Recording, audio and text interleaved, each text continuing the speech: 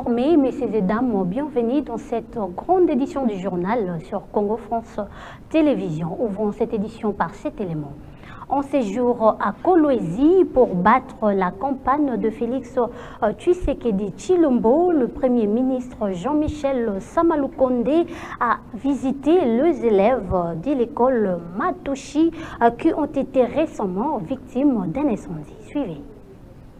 Le Premier ministre Jean-Michel Samalukonde a mis à profit son séjour à Kolwezi, chef-lieu de la province du Lualaba, où il est allé battre campagne pour le candidat numéro 20, le président Félix-Antoine Tshisekedi Tshilombo, pour rendre visite aux élèves des Mutoshi, l'école qui avait subi un incendie tout dernièrement. Sur place, en sa qualité d'ancien élève des Mutoshi, le chef du gouvernement a tenu une causerie de conscientisation avec les élèves, les exhortant à plus de travail. Alors le petit mot d'encouragement que je voudrais vous donner, c'est juste un rappel. Et c'est ça, moi, le conseil que je voudrais vous donner aujourd'hui. Vous devez toujours vous battre pour être les meilleurs. Vous devez vous impliquer. Les leçons qui vous sont données, c'est que vous devez vous impliquer dans les activités.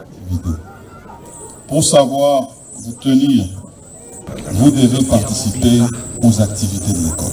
Ici est de signaler que sur instruction du chef du gouvernement, toutes les dispositions ont été prises, non seulement pour doter cette école de nouveaux matériels, du réfectoire en remplacement de tout ce qui était calciné, frigo, congélateur, ainsi que vivres, et aussi un devis pour la construction de nouveaux bâtiments a été validé.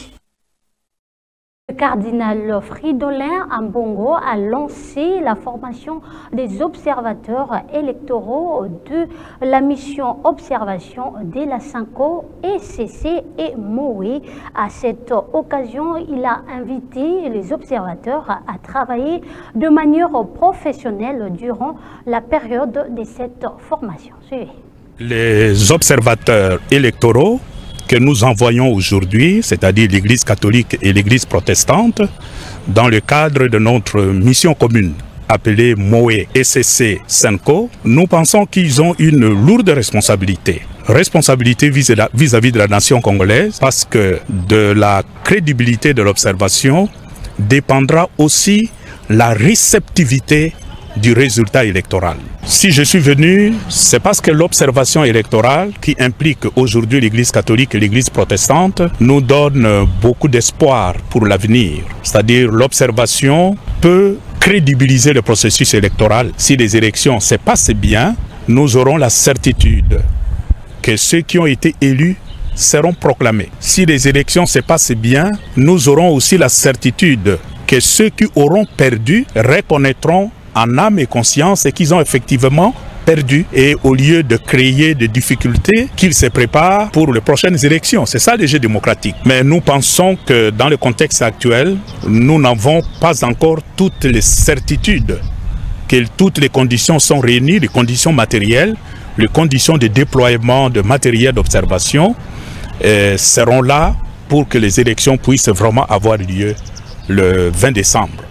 Voilà pourquoi, tout en lançant cet atelier des observateurs à long terme, nous demandons aussi aux uns et aux autres de jouer leur rôle pour que toutes les conditions soient réunies, les conditions matérielles, mais aussi les conditions de crédibilité, d'objectivité soient réunies pour que les élections se passent dans de meilleures conditions et que le meilleur gagne.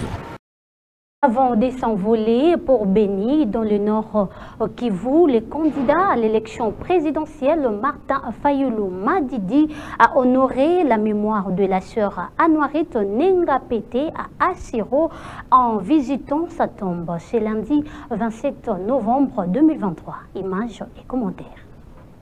Avant de s'envoler pour Béni, dans le Nord Kivu, le candidat à l'élection présidentielle Martin Fayulu Madidi a honoré la mémoire de la sœur Anouarit Nenga Pété à Isero en visitant sa tombe ce lundi 27 novembre 2023. Notons que cette démarche symbolique témoigne du respect envers une figure emblématique du Congo. Martyr de la foi chrétienne, Fayulu Madidi, par ses gestes, rappelle l'importance de préserver l'héritage de ceux qui ont sacrifié leur vie pour la paix et la justice dans ces pays. Cette visite renforce les liens entre la politique et la spiritualité, soulignant l'aspiration collective à un avenir meilleur, ancré dans les valeurs des dignités et des résiliences incarnées par la sœur Anouarite. De la police nationale, un réseau de fabricants de fausses cartes d'électeurs et duplicata ont été démantelés ce lundi 27 novembre 2023 et ça après la plainte déposée par la CENI. Suivez. À la suite d'une plainte introduite par la Commission électorale nationale indépendante, la police nationale congolaise a mis la main sur 4 individus, dont 3 policiers appartenant à un réseau de producteurs de fausses cartes électeurs. Au nombre des personnalités au sujet de ce dossier figure le nommé Papi Niatim Polo, qui exerçait en tant qu'agent temporaire de la centrale électorale. Il avait pour complice 3 policiers, le brigadier chef Nzuzi Kinzunga Joli, Séraphin Mwanda Mwangela et Gloire Mbala Luyeye. Papi Niatim Polo, informaticien de son état, a réussi à mettre en place un réseau de faussaires qui passaient par ses soins pour parvenir à leur fin. Il en produisait autant que possible à sa résidence 630 avenue Kimpimba, quartier 3 de la commune de Ndili.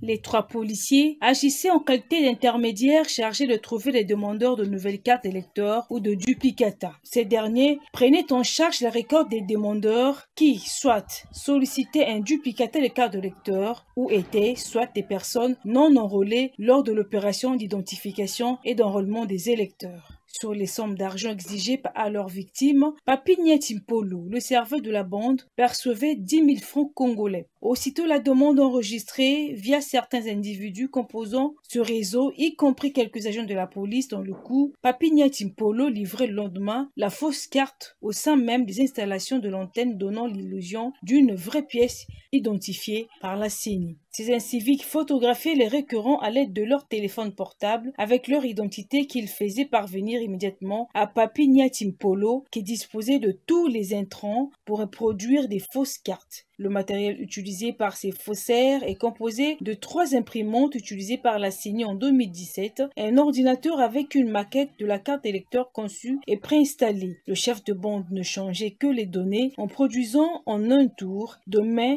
ces fausses cartes électeurs. Il est important de souligner que les électeurs porteurs de ces fausses cartes, fabriquées avec les moyens de bord, pour lutter contre des embouteillages observés à Kinshasa, 2 équipes spéciales de la police nationale congolaise ont été déployées dans certains carrefours de la capitale pour réguler la situation. Reportage. Les embouteillages qui congestionnent les routes de la ville de Kinshasa sont la préoccupation du général Blaise Mbula Kilimbalimba, commandant de la PNC ville de Kinshasa. Tôt le matin, lundi 27 novembre, il a sillonné les carrefours pour y déposer les éléments du groupe d'intervention mobile afin d'assurer la fluidité de la circulation. C'était avant une importante parade tenue au stade de Martyr avec les points à l'ordre du jour relatifs aux embouteillages justement et à la sécurisation des élections.